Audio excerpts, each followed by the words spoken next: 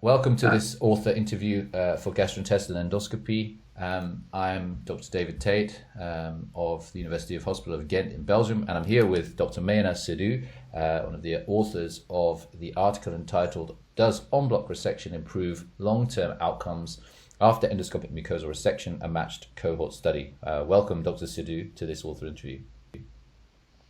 Thank you, David. But perhaps you could start by telling us the motivation for doing this study.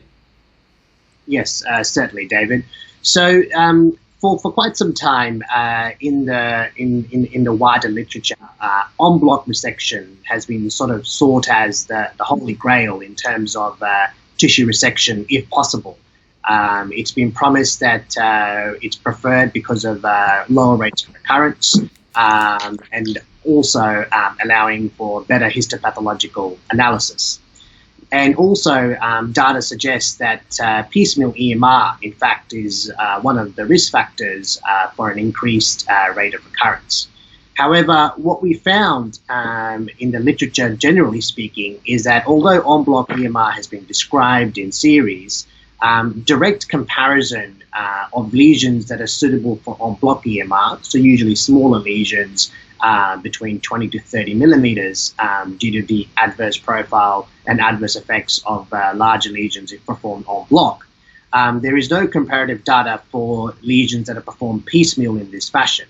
We know in general lesion size is a risk factor for recurrence, and so therefore the thought was that if we were to compare lesions of similar size, it may in fact, is there actually a benefit of doing it en bloc versus piecemeal. So to summarize, we wanted to compare the size to match lesions of 20 to 25 millimeters between en bloc resection and piecemeal resection in the study. And so can you summarize for us the main findings from the study? Of course. Yes, so the principle was obviously to compare lesions of the same size and then to look at firstly the lesion-based outcomes, the procedural outcomes, and the outcomes at surveillance.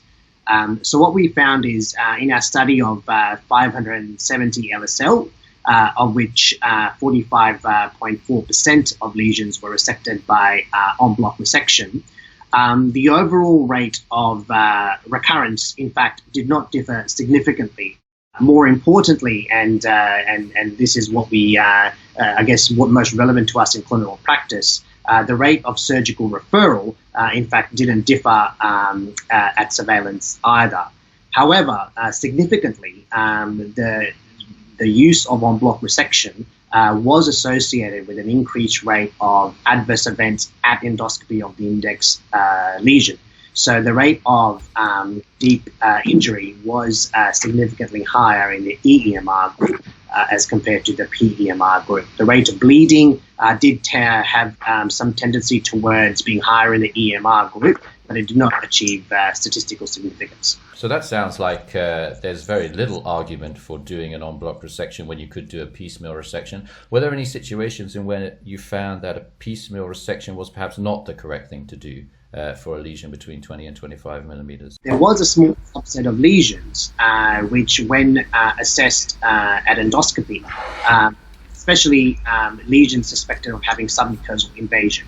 So we define them and endoscopically as lesions exhibiting either a cutified pit pattern or a clear demarcated area on the surface pit pattern, where there was a difference clearly noted in a transition zone between either a CUDO 3, CUDO 4 pit pattern as compared to a CUDO 5 pit pattern. Now, these lesions, if they were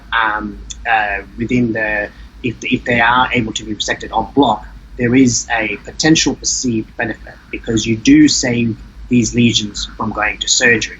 And in fact, of the 9 lesions in the en bloc arm that had endoscopic evidence of submucosal invasion, 5 out of 9, in 5 out of 9 cases, they were endoscopically cured based on the histopathology of the resection specimen.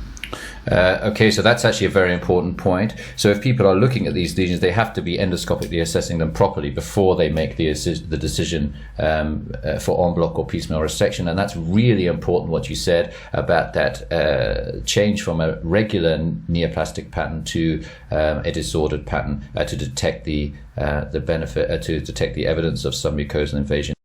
So one of the messages that readers might point out from reading our study is that there is an increased risk of recurrence, is there not, between the piecemeal and the en bloc groups at the first surveillance, although that is later at the second surveillance non-significant. Can you make a comment on that and its clinical relevance to the readers? Yes, no, thank you, David. Yes, with the rate of recurrence at first surveillance, there is a minor, but they're statistically significant rate of recurrence benefit, 2 versus 5.7% in the en bloc resection group.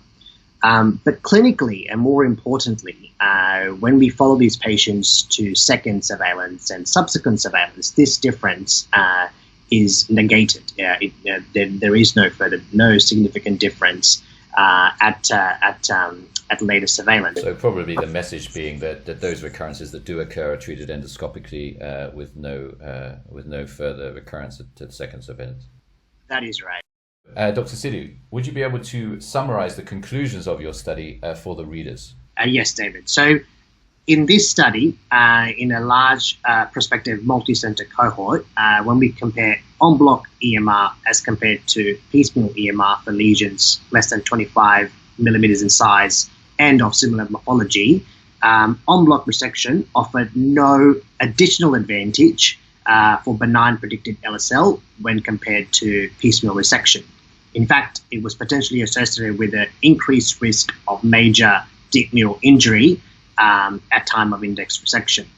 So we believe that en bloc resection techniques and in especially EMR should really be reserved for lesions in which there is suspicion or endoscopic suspicion of invasive disease. Thank you very much for your time today, Dr. Sidhu. Thank you, David.